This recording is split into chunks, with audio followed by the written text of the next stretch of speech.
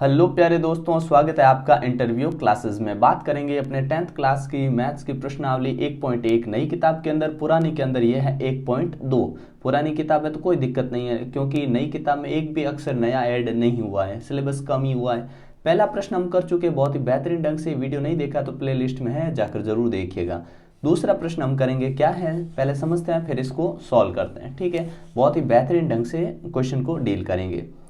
पूर्णांकों के निम्नलिखित युग्मों के एचसीएफ और एलसीएम ज्ञात कीजिए। ठीक है, ये जो नंबर है इनके क्या करने हैं, हमको एलसीएम और एचसीएफ निकालना है। ठीक है, कैसे निकालेंगे, अभाज्य गुणनखंड करके इनकी जांच कीजिए। फिर करेंगे जांच कैसे कि दो संख्याओं का गुणनफल, यानी इन दोनों का अगर हम गुणा करेंगे, इन दोनों का गुणा, तो जो इनका एलसीएम और एचसीएफ का गुणा होगा उसके ये हमेशा बराबर होंगे। ये हमें साबित करना है।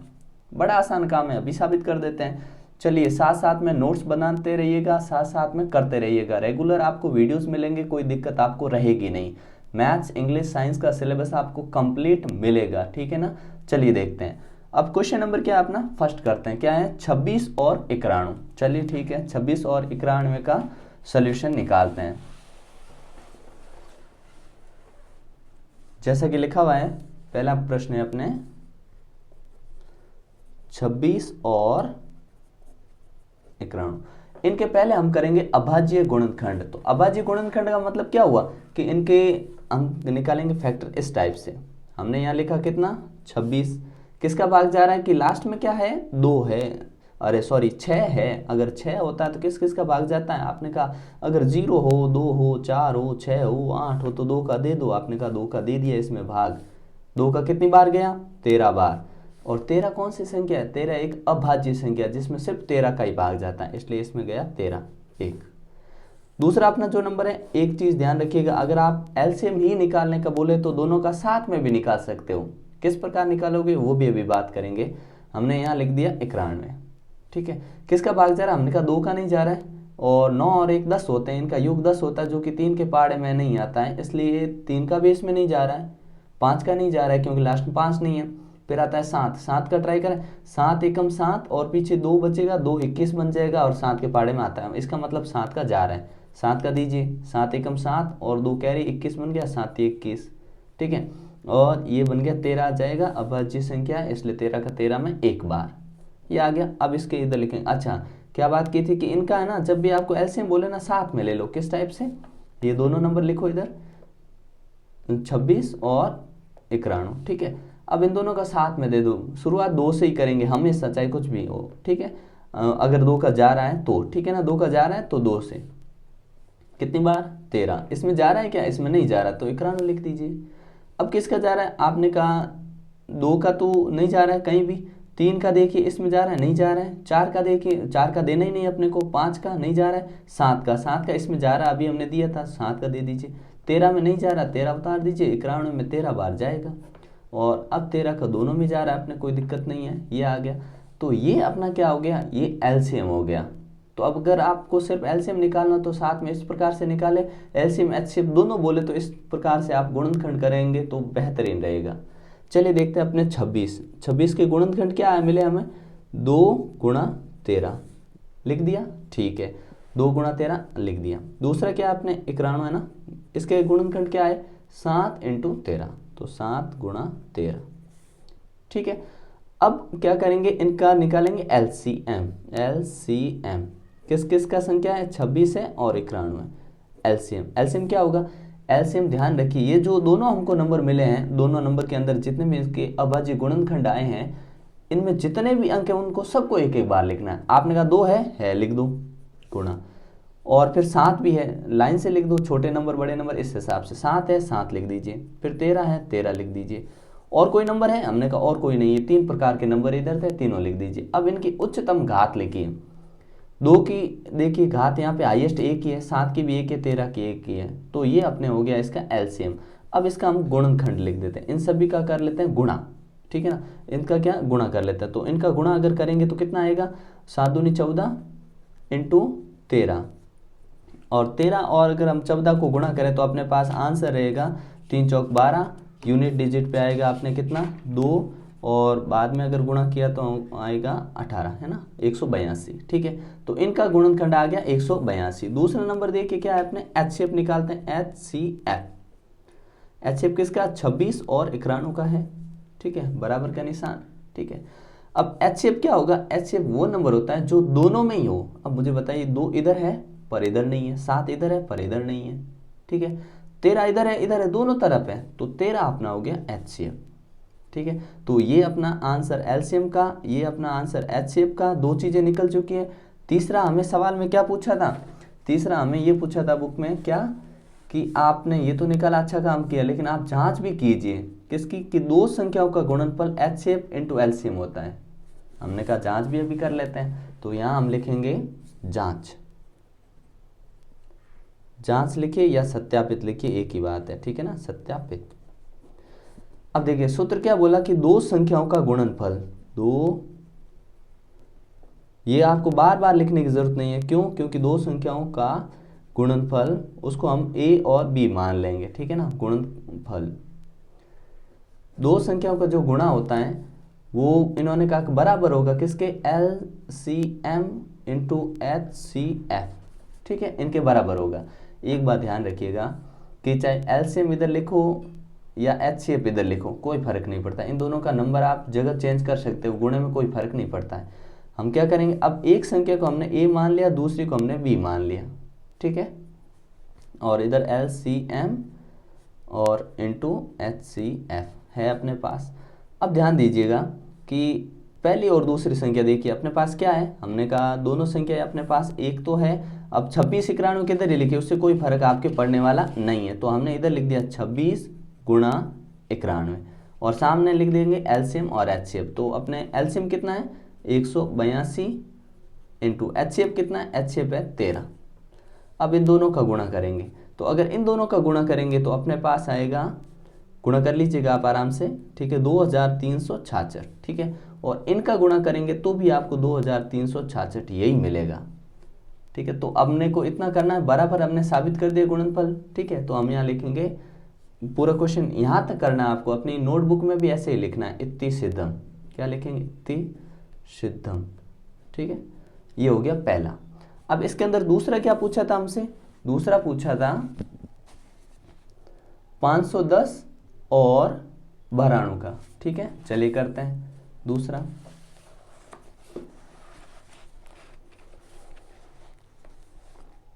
दूसरा, ठीक है, 510 और 92। पहले इनके क्या करेंगे, अभाज्य गुणनखंड। चलिए इस साइड करते हैं 510 का, ये है 510, भाग किसका जा रहा है, हमने कहा 2 का जा रहा है, दे दीजिए 2 का। 2 का इसमें कितनी, 2 बार गया, इसमें कितना बन गया, 11 बन गया, 11 में 5 और फिर 5, ठीक है। अब 2 का तो नहीं जा रहा है, तो 3 का जा रहा है क्या, देखते हैं इनका योग, अगर 12 13 15 मतलब 12 15 ऐसा कुछ बन जाता है 3 के पहाड़े वाला, तो चला जाएगा, 5 दून 10, 5 5 10 और दोबारा बन रहा है, ठीक है ना, तो चला गया 3 का आराम से। कितना, 8 3 24, एक कैरी 15 हो गया, 5 3 15, ठीक है। अब किसका जा रहा है, हमने कहा अब 8 और 5 होते हैं 13, 13 तो 3 के पहाड़े में नहीं आता है, तो 5 का देखिए, 5 लास्ट में जाएगा, 5 का आराम से, 5 एकम 5 और ये चला गया इधर, 3 35 बन गया, 7 पंजे 35, ठीक है। 17 एक अभाज्य संख्या, 17 का 17 में ही जाएगा, ठीक है। अब दूसरी संख्या कौन सी अपने पास है, 92, तो हमने यहाँ लिख दिया 92, ठीक है। करते हैं गुणनखंड, किसका जा रहा है, हमने कहा 2 का जा रहा है साहब, कितनी बार चला गया कि ये 4 बार और 6 दोबारा 46 बार चला गया, 2 का फिर दे दीजिए, जा रहा है आराम से 2 बार और 3 बार, 23 आ गया। 23 जो होता है आप जानते हैं अभाज्य संख्या है, तो 23 का 23 में जाएगा, ठीक है। अब यहाँ लिख देते हैं हम 510 और 510 के गुणनखंड कितने हैं, 2 गुणा 3 गुणा 5 गुणा 17, ठीक है। और 92 के गुणनखंड क्या है अपने पास, 2 गुणा 23, ठीक है, ये आया। अब देखिए यहाँ पे 2 बार आया है, तो हम इसको कैसे लिख सकते हैं, ऐसे 2 की घात 2 इंटू 23, ठीक है, और ये जैसा है वैसा रहने दीजिए, ठीक है। अब हम निकालते हैं अपने LCM, लीस्ट कॉमन मल्टीपल। तो देखिए एलसीएम किसका है, नंबर दोनों लिख देते हैं कि 510 और दूसरा नंबर अपने हैं 92, इन दोनों का एलसीएम हम निकाल रहे हैं। ठीक है। एलसीएम का मतलब होता है कि यहाँ जितने भी नंबर हैं वो सबका नंबर इधर आना चाहिए और उनकी उच्चतम घात आनी चाहिए। बात को ध्यान से सुनिएगा, याद रखिएगा, ये सारे नंबर हैं वो एक एक बार यहाँ आने चाहिए, ठीक है, और उसकी उच्चतम घात आनी चाहिए। तो हमने कहा देखिए यहाँ 2 है, 3 है, 5 है, 17 है, 23 है, और तो कोई नहीं है। तो देखिए 2 है, 3 है, 5 है, 17 है और 23 है, ये इतने नंबर अपने पास थे, ठीक है। अब इनकी उच्चतम घात पता करते हैं। आपने कहा 2 की उच्चतम घात थी 2, चलिए यहाँ 2 लगा दीजिए, ठीक है, और 5 की, बाकी की 3 की, 17 की, एक एक की घात थी, हमने लिख दी। अब इनका करते हैं सभी का गुणनफल, क्योंकि एलसीएम क्या होता है, इन सभी का गुणा करने पे जो उत्तर आएगा वो अपना इनका क्या होगा, एलसीएम। तो अगर आप सभी का गुणा करेंगे तो आपके पास उत्तर रहेगा 23,460, ठीक है। गुणा आप आराम से कर सकते, कोई दिक्कत वाली बात इसमें है नहीं। अब निकालते हैं एचसीएफ। एचसीएफ 510 और 92। एचसीएफ का मतलब क्या होता है, एचसीएफ मतलब ऐसा नंबर जो ऊपर और नीचे दोनों जगह कॉमन हो। तो आपने कहा अभी पता कर लेते हैं। आपने कहा 2 का एक पेयर बन रहा, ऊपर भी है नीचे भी है।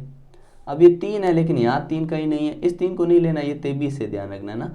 तो यहाँ पे कोई इसका पेयर नहीं बन रहा, ना ही ऊपर 2 है, ना ही नीचे 5 है, ना ही नीचे ऊपर जो 17 वो नीचे 17 नहीं है, ठीक है।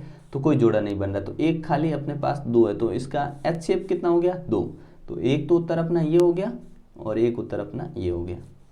अब तीसरी चीज क्या थी, तीसरी की इनका जो है अपने को साबित करना है कि दो संख्याओं का गुणनफल होता है वो बराबर होता है इनके एलसीएम और एचसीएफ के गुणनफल के बराबर। तो हमने कहा लिख देते हैं सत्यापित, या फिर जांच लिख दो। क्या होता है कि a गुणा b बराबर होना चाहिए किसके, एलसीएम इंटू एचसीएफ की, ठीक है। अब एलसीएम देखिए, a लिख दीजिए, पहले एक कोई भी एक संख्या लिख दो, 510 है गुणा, फिर b कितना है, हमने 92 लिया, 92 लिख दीजिए, इंटू एलसीएम कितना आया, एलसीएम अपने पास आया था 23,460 गुणा 2, एचसीएफ कितना था 2। अब देखिए इन दोनों का गुणा, अगर 2 का 0 से करेंगे 0, 2 का 6 से करेंगे 12, हासिल के 1 4 दूनी 8 और एक हासिल वाला 9 और 3 दूनी 1 6 और 4 दूनी 8, 46,920 आया है। और यही जो 46,920 है इन दोनों के गुणे पे भी आएगा 46,920। तो ये हैंस प्रूव इति सिद्धम, ठीक है। बस इतना करना है, ये प्रोसेस आपको अपनाना है अपने एग्जाम में। बिल्कुल शानदार तरीका है, अपने साथ नोट्स बनाते रहिएगा ताकि कोई समस्या नहीं आए। अब इसके बाद तीसरा क्वेश्चन क्या था देखते हैं। तीसरा क्वेश्चन था कि 336 और 54। हमने कहा ठीक है अभी करते हैं 336 और 54।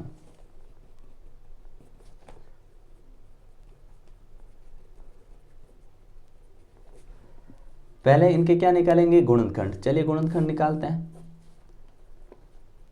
336 आपने कहा, और इधर क्या लिख देंगे हम, 54, ठीक है। 336 2 का भाग जा रहा है, हमने कहा हाँ जा रहा है, तो दे दीजिए। इसमें गया एक बार, ये इधर हासिल गया 13 बन गया, 13 में जाएगा 2 का कितना, 6 बार, 6 दूनी 12, 1 8 दूनी 16, ठीक है। और जा रहा है 2 का, हमने कहा जा रहा है 2 का कितनी बार गया, इसमें गया 8 और 4, ठीक है। और किसका जा रहा है, हमने कहा 2 का जा रहा है, कितनी बार गया, 4 और 2, फिर 2 का जा रहा है 2 और 1। अब 21 में 2 का नहीं जा रहा है, तो किसका जा रहा है, हमने कहा 21 में चला जाएगा अपने 3 का, ठीक है ना। तो 3 का दिया 7 और 7 में 7 का गया एक बार, ठीक है। तो ये इसके हो गए अभाज्य गुणनखंड। अब निकालते हैं 54 के।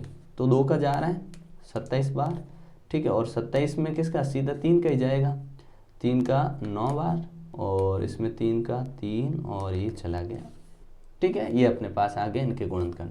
तो हम लिखेंगे 336 के गुणनखंड क्या मिले हमें, 2 गुणा 2 गुणा 2 गुणा 2, कितनी बार, 4 बार है ना, 4 बार, और फिर एक है 3 गुणा 7, ठीक है।